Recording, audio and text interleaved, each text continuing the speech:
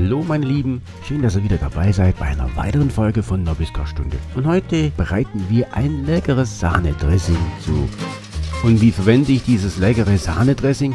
Indem ich einen Rettich-Möhrensalat mache.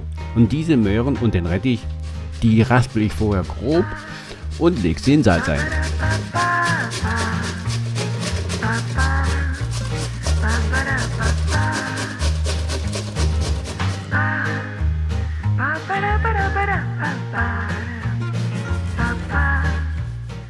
Kommen wir nun zum Dressing. Für das Dressing verwende ich Salz, Pfeffer, Essig, Zucker und natürlich Olivenöl. Die ganzen Zutaten bis auf das Öl gebe ich in eine Schüssel und rühre das dann kräftig um. Das löst sich dann alles viel besser auf ohne Öl.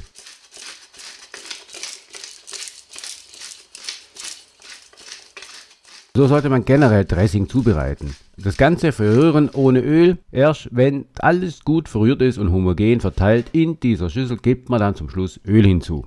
Aber das Dressing ist schon noch gar nicht fertig. Da fehlt ja noch die Sahne. Aber bevor wir jetzt die Sahne hinzugeben, drücken wir erstmal das Geraspelte in der Schüssel aus, weil das hat jetzt Wasser gezogen und dieses Wasser, sprich den Saft, den müssen wir jetzt ausdrücken.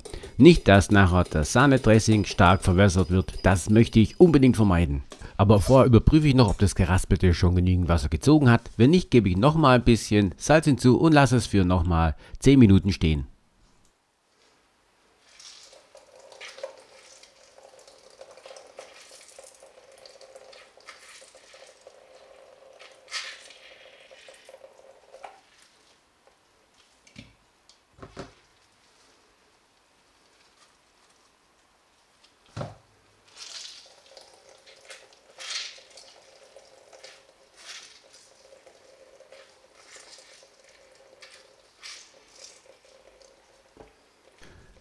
So, wir haben jetzt alles ausgedrückt. Jetzt nehmen wir noch eine Zwiebel her und schneiden die in Würfel.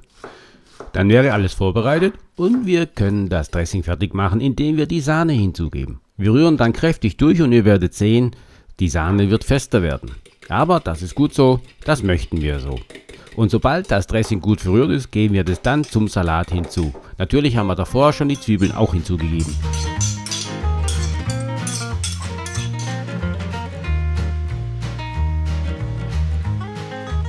Natürlich jetzt den Salat gut durchrühren und sofort servieren.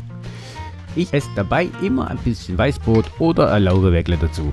Das schmeckt einfach und passt super dazu. Zurzeit stehe ich auf diesen Salat. Und wenn natürlich was übrig bleibt, weil ich mache immer eine größere Menge, dann wird er im Kühlschrank gelagert. Denn nachher aus dem Kühlschrank heraus schmeckt das schon richtig schön kühl, genau passend für diese Jahreszeit.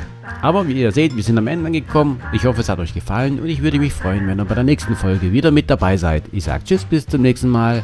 Bleibt gesund und bleibt am Ball.